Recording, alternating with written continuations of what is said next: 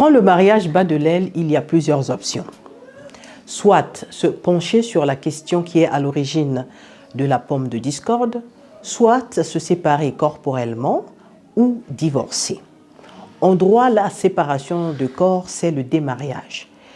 C'est le fait que les époux décident de mettre fin à l'obligation de la vie commune sans pour autant remettre en cause les liens du mariage.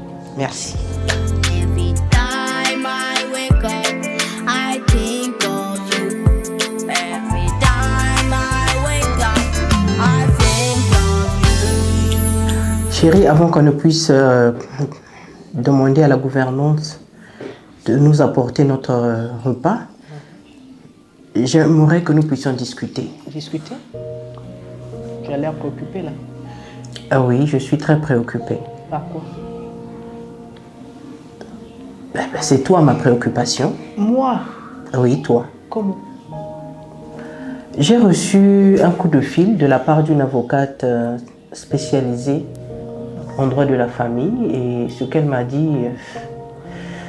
franchement, je tombe des nues. Je vois. Oui, je tombe des nues.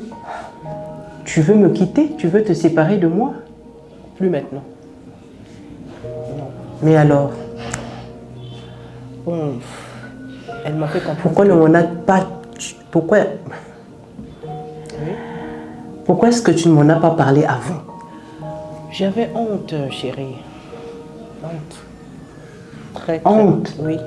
Tu vis avec moi depuis des années et tu me dis que tu as honte. Mais tu sais, en matière de sexe, il y a toujours la honte, hein, dans le couple. Tu veux toujours me quitter, c'est ça?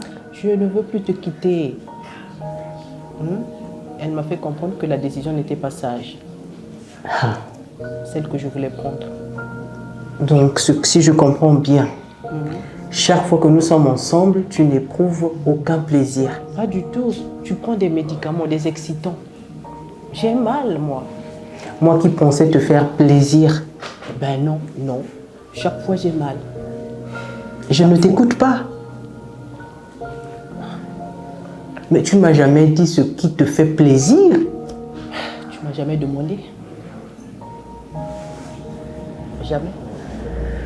Franchement, je suis très, très, très déçue. Voilà, je suis déçue. Pardonne-moi. Et je n'ai même plus d'appétit. S'il te plaît, je vais prendre un peu d'air. Je ne sais même pas pourquoi il est parti. Voilà un homme qui passe son temps à prendre des excitants, à prendre, en tout cas, toutes sortes de produits. Et quand il s'approche de moi, c'est le calvaire, c'est l'enfer. Et il ne me donne pas l'occasion de parler. Il ne me donne pas l'occasion de m'exprimer. J'ai préféré me rapprocher de cet ami d'enfance qui a une sœur juriste. Et là, il en fait un problème.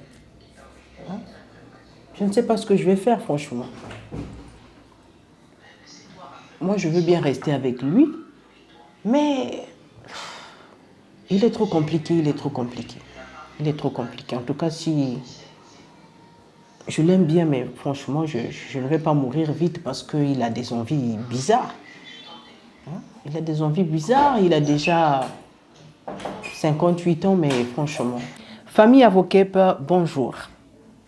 Dans cet épisode, je reviens sur un thème que nous avons déjà abordé au sujet des aphrodisiaques. Un fidèle internaute m'a contacté et m'a partagé son avis. Selon lui, l'homme est obligé de passer par là, c'est-à-dire de consommer des aphrodisiaques, surtout lorsqu'il atteint un certain âge. Et moi, je rebondis aujourd'hui en disant que le problème qui se pose, c'est un problème de communication. Lorsque j'étais jeune, en train de préparer mon mariage, j'ai lu bon nombre de livres sur la sexualité dans le mariage. Notamment, j'ai lu La sexualité dans le couple et les langages de l'amour, que je vous invite également à lire. Lorsque vous allez lire ces deux livres, je suis sûre que vous aurez un peu plus de connaissances et vous allez éviter d'avoir ces problèmes que nous rencontrons dans les couples au sujet du sexe, au sujet de la sexualité dans le couple. je pense que lorsqu'on a 25 ans, jusqu'à peut-être 50 ans, il n'est pas nécessaire de consommer des aphrodisiaques, surtout des aphrodisiaques artificiels. Parce que plus on en consomme, plus on détruit notre santé, plus on détruit notre vigueur sexuelle lorsqu'on est un homme. Et à partir de 60 ans, peut-être de temps en temps, on peut prendre, dans nos villages hein, en Afrique, on prend la cola, on prend pas mal de plantes pour être au point, sexuellement parlant. Mais être un drogué, être quelqu'un qui est accro aux aphrodisiaques, c'est une maladie et c'est une bombe à retardement. Parce que plus tard, je répète ce que j'ai dit lors de l'émission passée, votre femme va réclamer plus et vous ne serez plus capable de la satisfaire au point d'avoir des problèmes. Donc, dans la majorité des couples aujourd'hui, il y a des discordes. On n'arrive pas à dire la vérité à la famille.